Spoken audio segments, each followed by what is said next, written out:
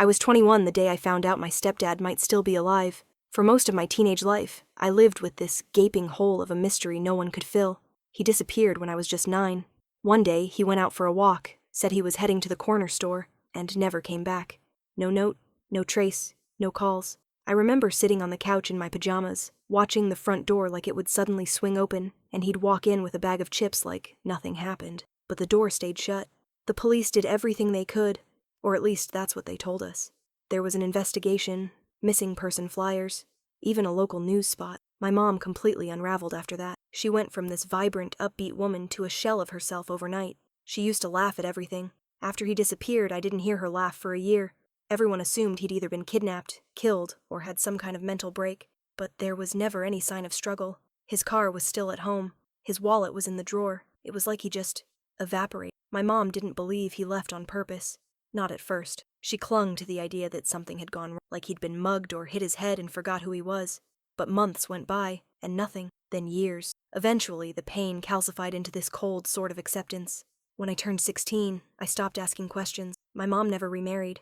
I don't think she even dated. She just worked, watched TV, and existed. I learned to stop mentioning his name because it always ended in tears or silence.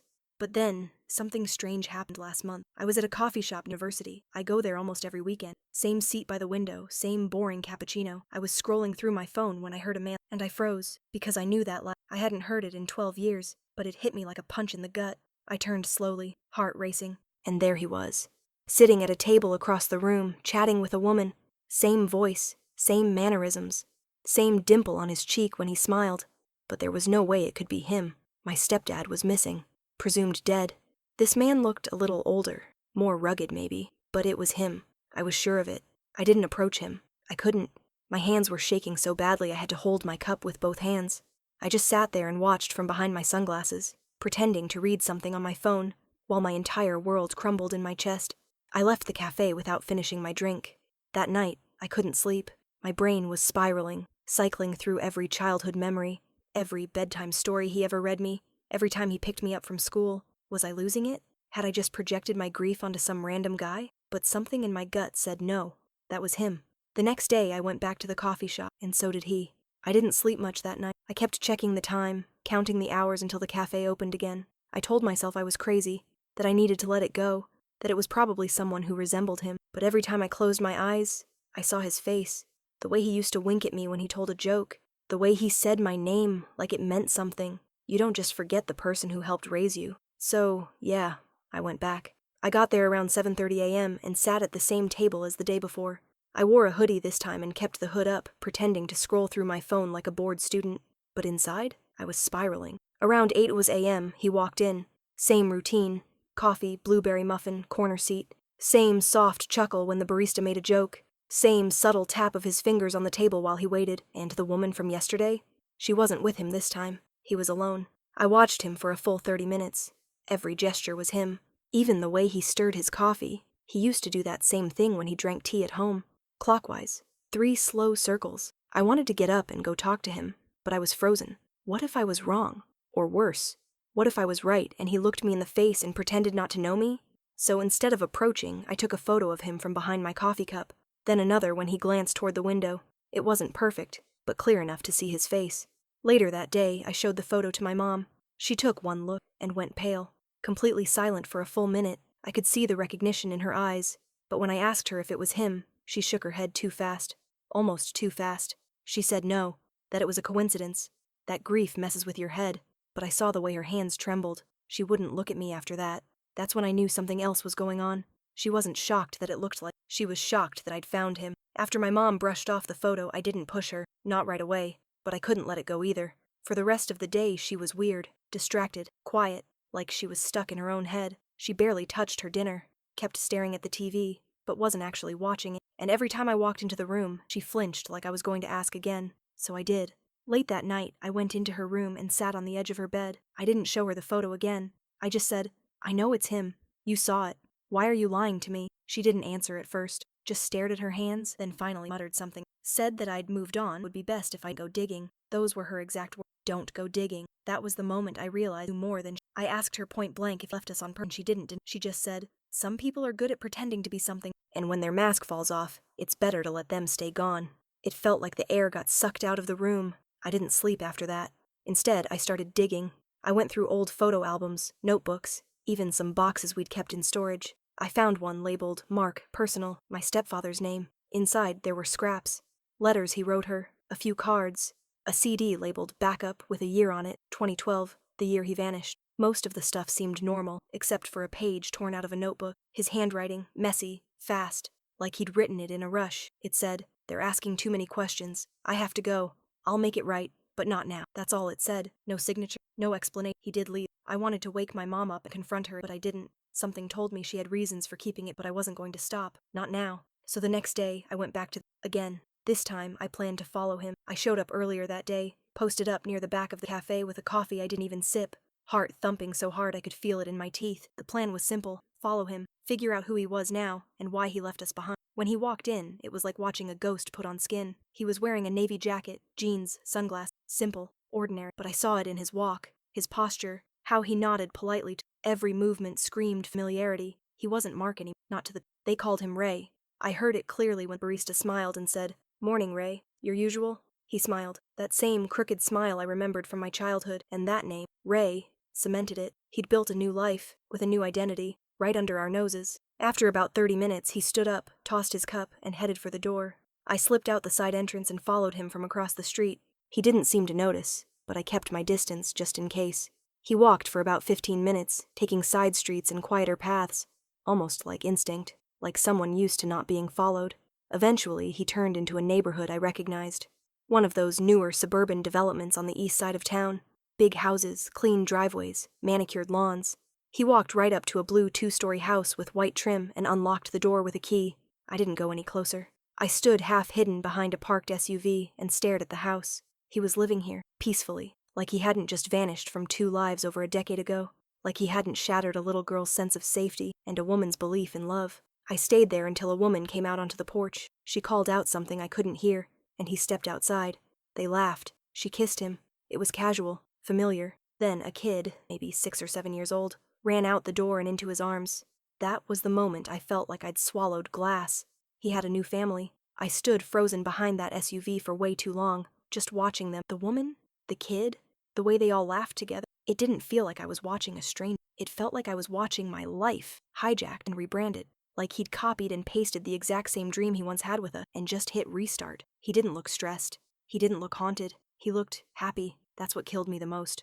After everything my mom went through, the debt, the loneliness, the way she blamed herself for years, and here he was, with a fresh haircut, and a kid who called him Dad, like none of it. I started walking back home. I couldn't think straight. The city felt louder than usual, every horn and footstep jarring me like a slap. I don't remember the whole walk. I just know I got home, went straight to my room, and collapsed into my chair like someone had yanked the bones out of me. I wanted to scream. I wanted to go back to that house, pound on the door, and make him look me in the eyes, make him explain how he could vanish like that, and start over like we were just some phase he outgrew. But I didn't. Instead, I did what any messed up adult does when the world stops making sense. I started Googling, and that's when things got weirder. I searched the address I followed him to, looked up Ray in the city directory. I couldn't find any marriage records, no social media, no paper trail at all. It was like he had carefully erased every breadcrumb that might link him to his past. But then I dug deeper, searched public records using the house address, and something odd came up. The house wasn't in his name. It was owned by someone named Marlene S., a woman about 10 years older than him. I didn't recognize the name. A quick image search gave me her photo. It was the woman from the porch, so maybe they weren't married. Maybe he was just living with her. That alone wasn't strange. What was strange was that her last name was also the same as his original last name before he changed it. She was his sister. That night, I couldn't stop pacing. I kept circling the room like a trapped animal, replaying the image of him on that porch with his sister, Marlene, like they were just a regular happy family. I hadn't seen or heard from her in over a decade. She never showed up after he disappeared, never reached out to my mom, never even called to say, "Hey, I'm sorry your husband went missing." Now I knew why. She hadn't lost her brother. She'd helped hide him. I pulled out an old photo album my mom kept on the highest shelf in the closet. I remembered seeing Marlene in a few family Christmas photos back when I was really young. It took a while, but I found one. She had the same eyes, same laugh lines, same chin. No doubt it was her. She used to bring us gift baskets and baked stuff around the holidays. Then poof, gone, just like him. I couldn't believe she'd been in on it the whole time. And she had a kid now? A kid who was probably being raised to think Mark, or Ray, or whoever the hell he was now, was just a regular dad, not some man who vanished without a trace and left an entire family shattered in his wake. I stayed up all night piecing everything together, like I was building a case file. I wrote down addresses, names, timeline gaps, anything that might help me figure out why, because now it wasn't just abandonment. This felt bigger, like a secret tucked beneath a secret. Then something else hit me, the timing. He vanished right after a strange police visit to our house. I remembered it now. A guy in a suit had come to the door asking to speak with him. I didn't hear much, just that my mom and him had a weird hushed argument later that night. The next morning, he was gone. So I started digging into archived news reports from that year, local crime stories, financial scandals, anything connected to our neighborhood, and there it was. A headline from 12.5 years ago. Employee embezzlement scandal rocks, local development firm, suspect still missing. My heart nearly stopped. The suspect's name? Mark Sandler. I stared at the headline until the words blurred. 12 years. 12 years of thinking he'd been mugged, kidnapped, killed, something. And the whole time, he was just hiding from a mess he made himself. The article wasn't long, just a couple of paragraphs. It said my stepfather, Mark Sandler, was under investigation for embezzling over $400,000 from a real estate development firm he worked for. Apparently, he was the one handling contracts, managing payroll, and funneling money into a shell company that never existed. The story said police were preparing charges when he suddenly disappeared. Disappeared, like he hadn't just walked out the front door, kissed his stepdaughter goodbye, and vanished into thin air with a fake name and a clean slate. I kept scrolling, searching for more. But that was the last article. No follow-up, no update. It was like the city just moved on. The worst part? He didn't even cover his tracks that well. He didn't leave the state. He didn't even leave the area. He was just smart enough to fly below the radar. New name, new address, living in his sister's house. It all made sense now. Marlene was the one who helped him vanish. Probably signed over the house to make it look clean. Maybe even claimed he'd died for all I knew. And my mom? She must have found out. Maybe not everything, but enough to keep quiet. Enough to decide not to go after him, either out of fear, shame, or heartbreak. I needed to talk to her. I went to her room, held out the article on my phone, and said nothing. She didn't even pretend to be surprised. She just sighed, sat down, and then finally, she told me the truth. Mark confessed to her the night before he disappeared. He'd been panicking. Said he never meant to steal, that it started with just a little here and there to pay off debt, but it spiraled out of control. Said he'd fix it, he just needed time. And when she told him to turn himself in, he kissed her on the forehead and said goodbye. She hadn't seen him since. She said Marlene called once, just once, a few weeks after he vanished, told her to let it go, that Mark was gone, that chasing after him wouldn't bring anything but pain. She never called again. And Mom, she believed her. She never told the police, never told me. She let me think he was missing, possibly dead, because she thought that would hurt less than knowing he ran from his own life like a coward. And honestly, I'm not sure she was wrong. But now I had to decide, what do I do with this? After the truth came out, my entire body felt like it was buzzing. It wasn't anger, at least not just anger. It was betrayal, confusion, and something else I couldn't name. I didn't sleep that night. I just kept picturing him, Ray, Mark, whatever, laughing on that porch like he hadn't destroyed 2 lives. He got to move on. He got to be someone new. But me, I grew up watching my mom waste away in silence. I spent birthdays staring at a door that never opened. I learned how to pretend I was fine, just so people would stop asking about him. And now I find out he didn't even leave town. He just changed his name and ducked behind a different mailbox. So yeah, I wanted answers. I needed them. Not for closure, not even for revenge. Just to make sure I wasn't the only one carrying this weight. The next morning, I went back to the house. I sat across the street in my car and waited. It wasn't long before I saw him, Ray, as the neighborhood knew him, step outside with a gym bag. He looked relaxed. He was wearing earbuds. Didn't even glance around. Didn't notice me sitting 10 feet away with my hands clenched so hard my palms were white. I got out of the car and followed him on foot. He walked to a nearby community center, probably to work out. I gave it 5 minutes, then followed him in. There was a front desk. A lady asked if I asked for Ray, trying not to let my voice shake. "Oh, you mean Coach Ray?" she said, smiling. "Weight room, back left." Coach. He had a role, a reputation, like a respectable. I walked down the hallway with my heart pounding so hard it drowned out my thoughts. The weight room door was open, and there he was, by the squat rack, loading plates like he didn't have an entire graveyard of secrets back home. I didn't yell. I didn't cause a scene. I just walked up to him, stood there and said his name. Not Ray, not Coach. I said the name he buried 12 years ago. Mark. He looked up, confused at first. Then his face changed, a flicker of something. Guilt? Fear? He dropped the barbell mid-lift. For a second, we just stared at each other. I could see the blood drain from his face. And all I said was, "You're not dead. You're not missing. You're a fraud." He just stood there, frozen, sweat dripping down his face, but not from the workout. It was like he'd seen a ghost, and in a way, I guess he had. He said my name, quiet, almost like a whisper. I wanted to scream. I wanted to hit him, to shake him, to demand an explanation, but my voice came out like ice, controlled, detached. I asked him if he ever thought about what he did to us, to me, to my mom, if he ever lost sleep thinking about that little girl who waited by the window every night for a man who never came home. And God, he actually had the audacity to tear up. He said he never wanted to leave us, that he made a mistake, that everything spiraled and he was scared, that the only person he could trust was his sister, and she helped him disappear because she didn't want him going to prison, that he meant to send a letter, to explain, but he thought we'd be better off thinking he was just gone.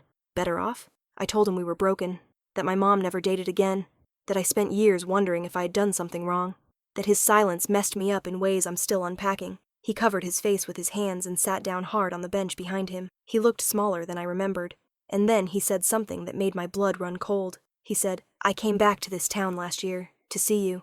I didn't know you'd still live here. I saw you at the grocery store once." I almost said something. He knew. He saw me. He chose to stay silent. That was when I realized I didn't need his excuses. I didn't care about his justifications or his crocodile tears. I didn't come for closure. I came for truth, and now I had it. I stood up and said the one thing I knew would hit hardest. "I'm not here to forgive you. I'm here to make sure you never forget what you did." And then I walked out. Didn't look back. Didn't let him say another word. It's been 2 weeks since I confronted him. I haven't seen him since that day in the gym.